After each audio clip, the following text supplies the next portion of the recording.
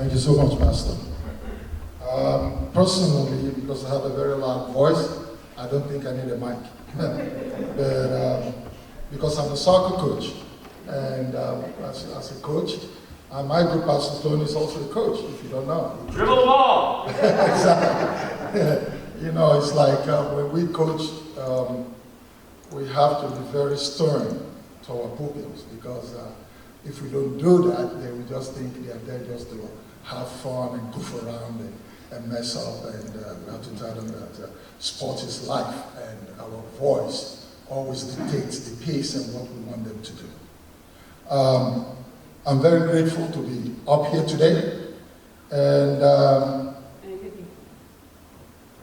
my name is Julius Ifeanyichukwu Uche. The middle name, Ifeanyichukwu, means there is nothing too much for the Lord to handle. I don't know why my parents named me that, but through my life journey up to this moment, I know why now. I know why. Because there have been a lot of things thrown on my shoulder. As the firstborn of my mom and dad and the oldest, I've gone through quite a few, but it's always very funny that no matter what they throw at me, God is always there to receive it. And he's always telling me that it's nothing. That is why they named you that. So, my journey on how I ended up being somebody doing sports ministry is kind of, it's funny. I would say funny, in the sense that I grew up like every other boy in Africa, with great hope to achieve a lot. And fully involved in sports, come from a very humble background. And I did everything every young man wants to do in sports and all that. Miraculously find my way in the United States of America on a sports scholarship. From where I'm coming from, I'm one of those kids who should not have that opportunity at all. So to me, that is a great revelation to say, wow, he made it. Then I came here, was in school, enjoying everything that America has to offer a young kid from Africa. And I was living, enjoying everything, the freedom away from home. This is the first time in my life at the age of 17 or 18, graduating from high school, leaving my parents and coming to a land, a different country entirely, where I knew nobody, but I have some high school buddies who are already here. So I was tagging along with them. And doing what I can to survive and live. Thinking deep down in my heart that I'm Christian. I grew up in a Catholic house, so I go to church once in a while every Sunday. So believe in my heart, because I was an altar boy. Growing up in Nigeria, I was an altar boy in the Catholic Church. So I've always felt that, oh, I'm a Christian, I'm good. And when I had my baptism and did my confirmation, I believe I heard the voice of Christ one day and told me, Julius, I love you. I heard that voice. But it's one of those things when you're young in the primary school, you don't really count it, but towards your journey in life, you keep getting that reminder that you heard a voice that says, I love you. And I can tell a little story how that happened. I was coming from a training, we do our mass training on Saturday at the church for Sunday service. So we finished training as an altar boy, and I was walking through the path of the school. As I was going down the path of this school field, nobody. I heard, Julius. I turned around, I didn't see anybody. Then I kept walking and I saw a can of milk, a can, empty can. As a soccer player, I started kicking it, going. Then I heard a voice again, Julius. And this time, it sounded like one of my friends. So I turned around, there was a big tree. I said, I know you, I see you, you're hiding behind the tree. So I walked over to the tree, and I looked behind the tree. There was nobody. Then I was like, wow. And it was a little bit getting dark. So I started walking home, kicking the can, jolly walking. Then I heard a tap on my shoulder. A physical tap on my shoulder. Then I looked, nobody. That was when I heard the voice. I loved it. That was it. I didn't think anything about it. I moved on with my life. Fast forward, United States of America. I'm here, graduated from college, living life. Moved to California, playing soccer, doing everything, still thinking I'm a Christian. I go to church once in a while, go to Catholic church, Easter, Christmas, yeah, I've done my share. Then in 1999, I was coaching a bunch of Nigerian immigrants from here in the United States, in Oakland and San Francisco, and we went to a tournament in Washington, D.C. Coming back, I got sick. I had a toothache. Tooth was pulled. Please, you guys got to bear with me and go with this journey. It's a beautiful one. Tooth was pulled. From there, my face got swollen. It became abscessed. From there, I started having fever. Next thing I knew, I was going to make a phone call. Then, I didn't have a cell phone, I had a home phone. As I get out of my bed to go to my living room, to pick up the phone to make a call, I fell down. I couldn't move anymore. Next thing I knew, I was getting shot out of breath.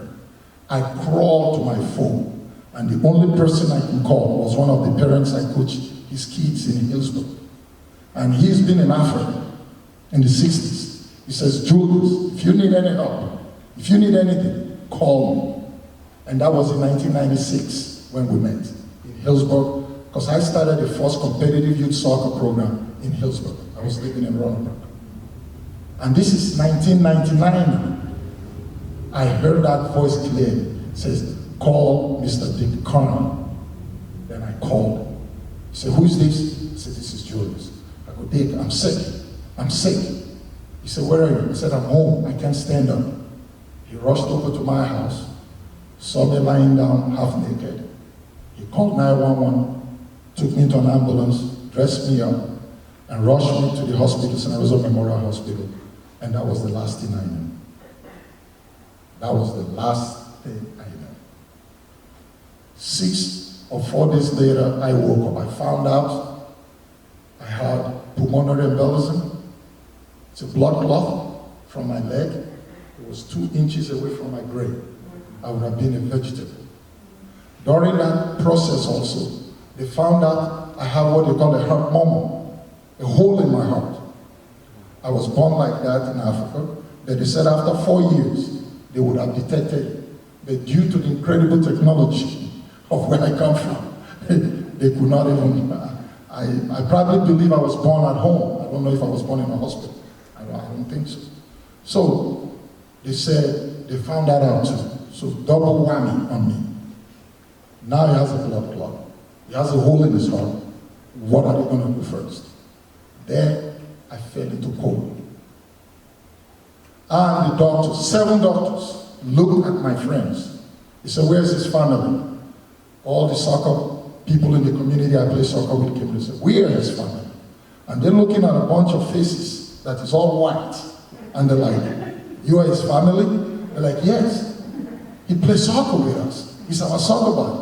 They said, well, we have a very terrible news for you. They said, what he had, nobody comes out of it. Nobody. We have 2 procedures. It's either we go in and open his heart and walk on it, or we're going to give him some treatment and let him fight and see if he can come out of it. So you are the ones who have to make that decision. They said before, what one of my friends says, CJ, he says, Julius, before the doctor could finish saying, we make a decision, he says, the second one, give him the procedure, we know Julius, he will fight. He said, really? He said, yes. So that's what they did. Lo and behold, God brought me out of that. God brought me out of that situation. I came out of the coma, and everybody in the hospital was shocked at Santa Rosa Memorial Hospital. While I was in the outpatient ward, where they have to teach me how to walk again, I lost 53 pounds. I looked like somebody with AIDS. I was all bony. While I was there, I saw a nun came with a Bible and was peeking through the door to look. So when my friends came, I told them, I said, I saw a nun came and was peeking. They said, oh, that was the nun that came and gave the last rite prayer on you when you were in the coma. I said, really? He said, yes. I said, okay. I said, God is good. And while I was in that place, I couldn't talk that much. Then the first phone call I had was a friend of mine who's now a pastor in Canada. The phone call came in and I picked it up by my hospital bed. And he says, do you believe now that Jesus really loves you? You have to do his will. And he hung up. And up to today, I keep telling Pastor Tunde that you made that call. He said, no, he didn't. He said he didn't make that call. Up to today. He said, that wasn't him. I said, Tunde, I knew your voice. That was you. You called me and you said, Jesus loves you. He said, no, I did not. Fine. I came out of the hospital, went back into the world, working for Coca-Cola. I've worked so hard in the sales and marketing, I became a regional marketing manager in the Western region here. Then, in that process, they said they have to do my heart surgery a year after that. And they said, what do I want from the hospital, the doctors asked me. I said, I want my family here. He said, really? I said, yeah. And I have a young sister who just graduated in the law school, who came here, and I found out he was going to become a pastor, Pastor Bridget. So she came, and she's sitting in the congregation here today. She came from Nigeria, she saw my lifestyle, and she laughed. She says, brother, are you a Christian? I said, yes. He said, really? With 5 girlfriends? I said, yes, what's wrong with that? He says, no. He said, are you a Christian? I said, yes, I am. I said, who brought you into Christianity? I am. I was the one, because when I was an altar boy, the Reverend Father told me to bring my sisters, my family to church. Yes. I said, I was the one you were younger than me, I was the one who took you guys to church. She says, yes. He said that you need to have a relationship with Christ. He said, that is Christianity. I said, really? He says, yes. So, she started ministering to me. Then I went to the First Pentecostal Church in Nevada, New Christian Life. When I was there, I saw people raising their hand up and dancing and shouting. I was like, oh. Because in the Catholic Church, it's like, and that's it. So I started tracing my step back to understand how to worship God and know who God really is and have a relationship with Jesus Christ. That is where my journey started. Then I started hearing the voice that I took you out of going to hell. Julius, I'm giving you a second chance. You have to do my work. You have to be in ministry. I keep hearing that voice. And I keep ignoring it. Then I will hear it loudly again. Then I will argue. I will say, leave me alone, man. I didn't go to theology school. I'm not a pastor. Why do you keep bothering me that I have to go preach the gospel?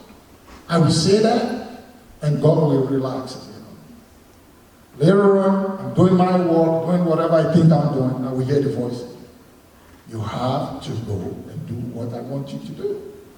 And I'm like, okay, ministry, yes. Baby, I'm not a pastor. I didn't go to theology school. I don't know much about the Bible, more than what I've read in high school when I took Bible knowledge. You know, what is it? He said, you have to find a way. I said, which way? All I know you've given me talent is sports. And that's soccer. And I heard, that's it. I said, whoa, sports? How will I use sports to preach?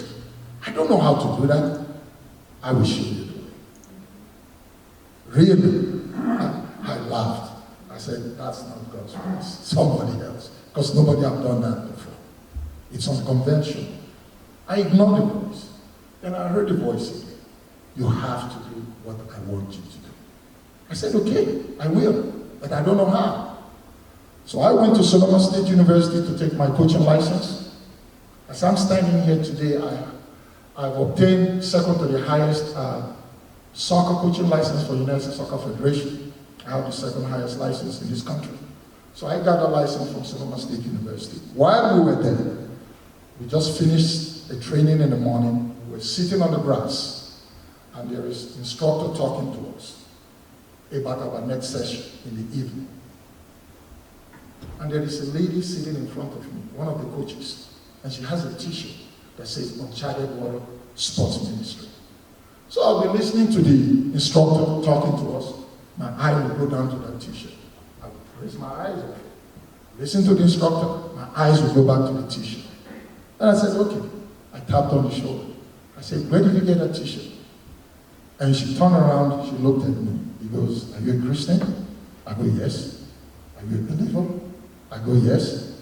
She goes, I will tell you after the session. I said, okay. So after the training session, I went to her, I asked her. I said, what is the t-shirt all about? He said there is a man called Tim Conrad. He's from Colorado. He's originally from California. He went to, there's a school in LA, Los Angeles area. It's just going off my mind right now. It starts with a B. A famous Nigerian footballer that played for Kansas City Chiefs, Christian Okoye, attended that same university. So it's a Christian school. And he told me about Tim Conrad. He said he had a sports ministry called Uncharted Waters. That if I'm interested, he would introduce me to the man. I said, yes, I am. I want to know how to use sports to do ministry. Lo and behold, I was introduced. Lo and behold, I was invited to Oklahoma for a summer training. So when God says he's going to open a door, when he says, you don't know, but I will show you, I will teach you, he will do what he promises. He doesn't, his word doesn't change. So I went there. I learned that summer how to do sports ministry. Basketball, soccer, I think it was 4 sports, basketball, soccer, cheerleading for the girls, and one more sport, I believe. And that was how it all started with me. And the following summer, my sister is a witness. I went all over Southern California, all over Northern California, with 5 counselors, with a van provided by Uncharted Waters. I was the head of the students, counselors, and we went around to all the churches and did sports ministry. It is so wonderful. It was an eye-opening that every church we go to, they're doing the vacation Bible schools, all these children. When by the time we finish the 1 week, there is a verse that we always teach, which is our theme for that season. All these students, student athletes, church kids, we're able to recite that verse and they keep it with them for the rest of their life. It's just amazing. So that is how my journey started. Jokingly, playfully, and everything. When that was over, then I said, now God, what next? He said, don't worry, you will see. Out of my own compassion and stuff, I've known what sports has done for me in my life. I decided to start moving around the county here, looking for people who I think the discipline of sports can help in their lives. And what did I do? I started going to the homeless shelters in Sonoma County. I started going to the shelters and I would talk to whoever is in charge. I said, I would like to get these people out to do some exercise with me. He said, really? I said, yes. I said, I want to do some exercise. You guys come out with me. I'm a soccer coach. I'm from Nigeria. I'm an ex-international and all that. And they will follow me. I go to the Agatha place in Petaluma, Redwood Gospel Mission, and a couple of other homeless places. I would go and grab these men and women and some young adults, and we go to the park and we will play. I'll put them in my car. The benefit and the satisfaction I always get is this.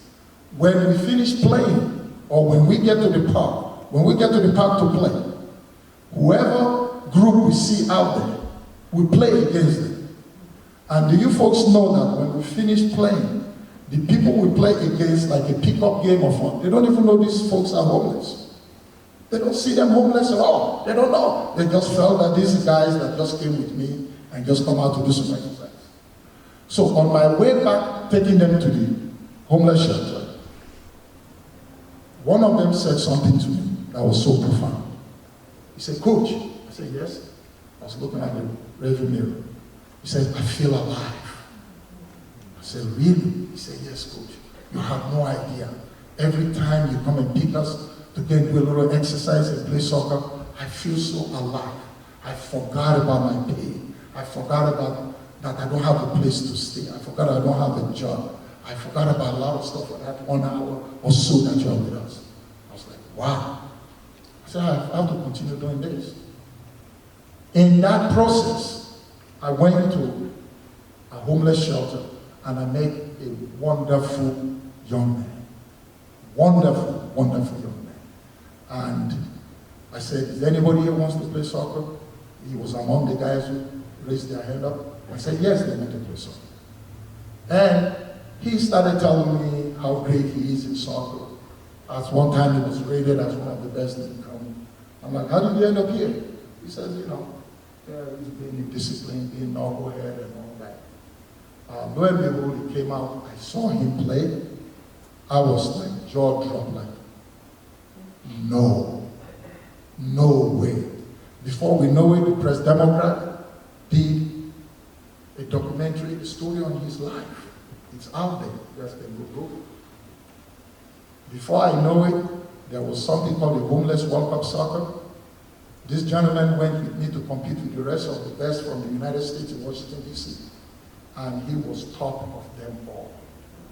I picked 8 homeless people to go with us. He was the only one who made it. Not only did he make it, they picked him to represent the United States, in Melbourne, Australia, in the World Homeless World Cup. Even though his parents are still alive, they were everything, but he chose the wrong path then. The devil was using a wonderful human being in that path. He went to Melbourne, Australia, and when he got there, his performances were so incredible, they called him the electrifying one. Not knowing, listen to this word they gave him, the electrifying one. He came back, he cleaned himself up, he started a new life, he became an electrician, he got married, he has 2 beautiful daughters, he has 2 beautiful kids, a girl and a boy. Please help me welcome Cornelius Bracy. He's among us today. Stand up, Cornelius. Don't get embarrassed.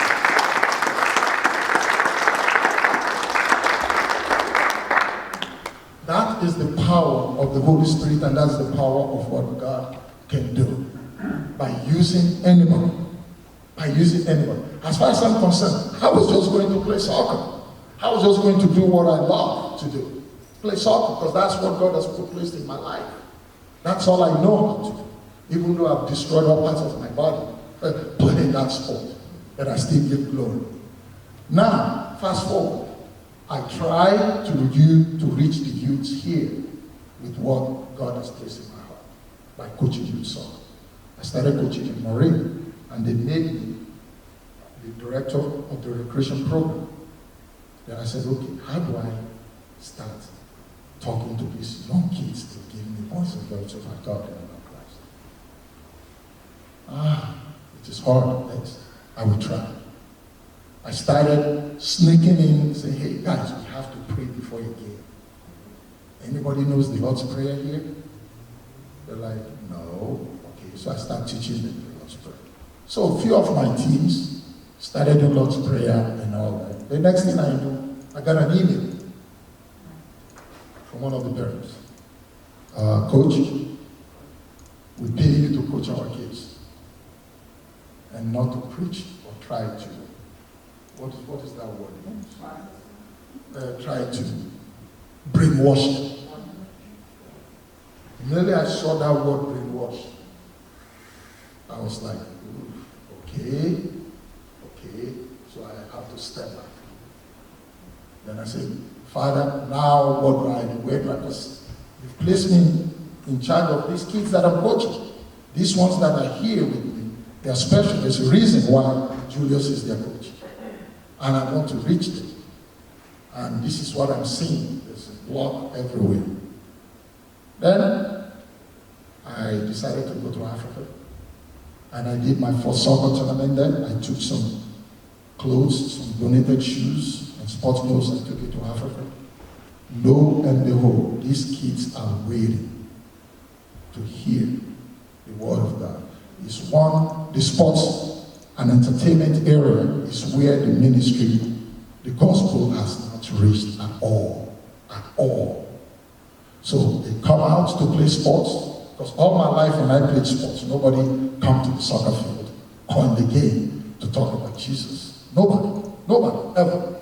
So when I went to Nigeria and I did a tournament where I had over 200 kids participate, I was able to offer Christ to them. And you guys want to know what's funny? I was still very uncomfortable. I felt I'm not well trained in the verse, in the book. So whatever town I go to in Nigeria, or whatever village I find myself, when the tournament is organized, I look for a pastor in that town to come and talk to the kids and offer them Christ. Everywhere I go. Until one day I was coming back home from one of those tournaments, I heard a voice again. It's like, are you kidding? I called you to do something and you're passing the buck to somebody else. I called you to do something and you're passing the buck. I'm like, really? He says, yes, you're passing the buck. What do? Go and give a testimony of what good I've been to you in my life. The next tournament we had, those are the boys that comes around, the kids that comes around. We've done tournaments also for girls. There were some cities where girls are still not allowed to do sports. So, and we started teaching them sports and talking to them about Christ also. They all still play bare feet. They don't have shoes in some most places that we go to. And when I saw that there is so much thing to be done out there, I came back to the United States. I started working and looking for resources and doing stuff. And one of those days I was driving by this church, which I've driven by several times. Then I saw summer rummage sale. Then I came in with a friend. Then we saw a lot of children's books, a lot of stuff. And that time they said, all you can put in the bag is $5. It's like, whoa. So I went crazy in this church. I started packing and I said, oh, they need this stuff in Africa. Oh, these kids need it. So I was packing and packing. And I believe it is Ben who saw this. Like, what are you doing with all this stuff? What are you going to do with all this? I said, I'm taking it to Africa. He said, really? He said, go, grab more. grab more. Then there is so much. They said, yeah, you can see. These are all the boxes. And I grabbed so much. I brought a friend named Teresa. She came down. She also packed a lot of stuff. Then we put it in my garage. We said, now and what? What do we do? How do I get this to Africa? How do I? All this stuff I got from this church. I said, how do I get this to Africa? To ship a container to Africa is $5,000.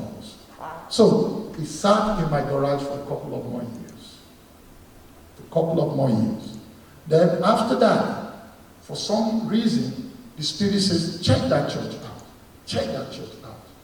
Check it out. I keep driving by.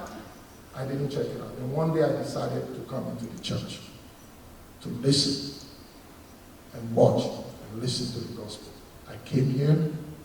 I heard nothing but Christ. I heard no prosperity preaching. I heard nothing but the love of Christ and the grace of God and that Christ has done it all for us. I said, this is the church I want to belong. This is the church I want to come to. That is how I started coming to this church. Yes, when I came in, the sparse cheers and the thin congregation was a little bit disappointing to me. But I said, Julius, the word and what is happening here is more important than anything else. So, for the few friends that I invited here today, you can see there are chairs here for you today. There are chairs in this church. If I should all teach and talk about to the rest of the world up to now. Now, another incredible testimony is this. So when God told me that I'm passing the buck, the next tournament, I didn't invite any pastor. I just stood in front of this bunch of kids, over 150 kids. I stood there, very nervous.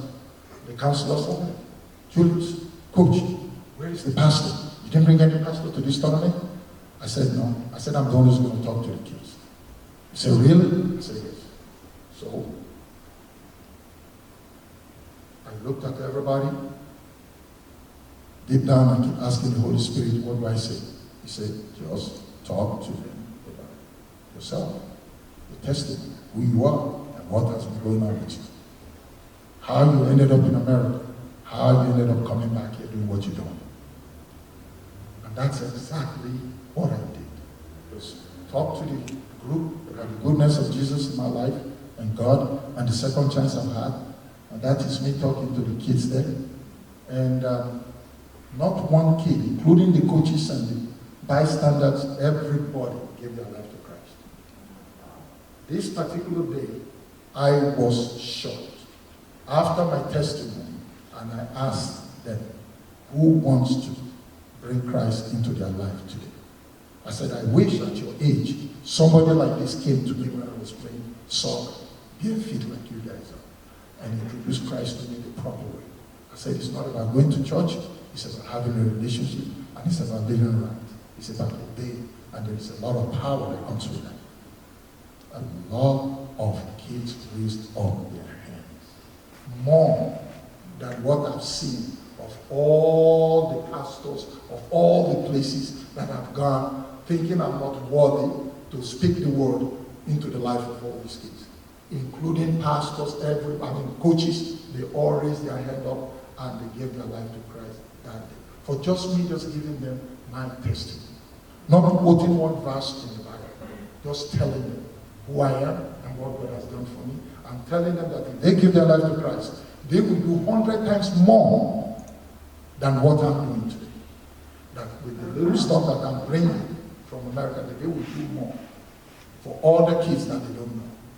More people raised up their hand that day to accept Christ. On my way home, I heard it was, didn't I tell you? Stop passing the buck. Do what I tell you to do. How long are you going to continue being a knucklehead? If you're looking at a knucklehead, here it is. My father looked at me when I was young, and the way stubborn I was, and the stupid stuff I do, he looked at me and looked at my mom. He says, if we follow this child to discipline him with every stupid thing he does, he said, we'll kill him. And that's just the truth. And that's the same way God has had mercy on me. God looks at me and says, this guy named Julius, he's the most stupid creature I've ever had. But I know it's not. I know it's not. I will continue to love him. I will continue to tell him he's special. And he has done that for me. He has done that for me in 100 folds. Now, last one I'm going to say before I'm preparing to take all this stuff under the pandemic. Under this pandemic. A lot of people lost their jobs. A lot of good friends that I have lost their jobs. The job that I'm doing, that I almost left to go and take a more paying job in a while, for some reason, I stayed with that job, with AT&T. And it became one of those jobs, they said they were necessity jobs, something like that. Yeah. So, I hung in there, and it became one of those jobs that said, yes, I have to be there. And not only that, the garages that I covered increased during the pandemic. Now I'm going to Clearly. Now I'm going to Ukai. I cover the garage in Santa Rosa, I cover Clearly, I cover Ukai. More money, guys. During the pandemic, where people are losing jobs. That is how I was able to put money together, $5,000 to get a container and ship it to Africa. Not only that, in 2018, I prayed. I asked God for some things regarding my ministry. Because as you do this ministry, you keep wondering, did God really call you? because I was struggling financially. I did a program because people are telling me, oh, you should go to GoFundMe. You should do GoFundMe. Look at the stories. People are donating. I did a GoFundMe in 2015, I believe. I only got $1,200, $1,200. That's what I got. And I'm one of those persons that just felt that I shouldn't be begging. I hate begging. I shouldn't be begging people for anything. Especially when I'm doing God's work. Why should I be begging? Why should I be begging? So that started making me doubting if God actually calls me. Because I believe that if He calls me, I shouldn't be struggling financially. So I said, you know what? Since I've sent things to Africa before I got lost, I said, in 2018, I prayed. I was going to go to Ghana, a neighboring African country, to recruit players. But I prayed, I said, God, if I go to Ghana, please open the door for me to do ministry. Increase my ministry in Nigeria. That was my first wish. Second one, I said, Father, I need a van to transport all my coaches, my counselors with me. We need a van. A passenger van. We need one of those. Third, I said, Father, I need a cargo van that we use to put all our sport equipment that we'll be using everywhere we go to do sports tournament and evangelize. The balls, the goal nets, everything, because we have to bring all those stuff. I said, I need a van for that. Then I said, fifth, I need resources to be able to do this stuff. I wrote in a yellow sheet of paper and I put it in the folder 2018. I prayed, I asked God for it. 2018 came nothing, 2019 nothing, 2020 nothing. That is what I thought, nothing, right? Nothing. I don't know if you can show a picture of the two vans. Then I said, I want to buy these vans and put the stuff that I'm taking so they don't steal it, to use it as transportation to Africa. I bought them. One is $1,000 at the fairground, and the other one, the passenger one, was $3,000, which a friend of mine, who is also here today, Dr. Timothy, he helped me to purchase on auction, because he has a license to do that. So he helped me to purchase. Folks, listen now. I prayed this in 2018. Now I think that I'm using my own brain and my own will, my own power to buy two vans just to ship equipment to Africa. I have forgotten totally about the prayer I made in 2018.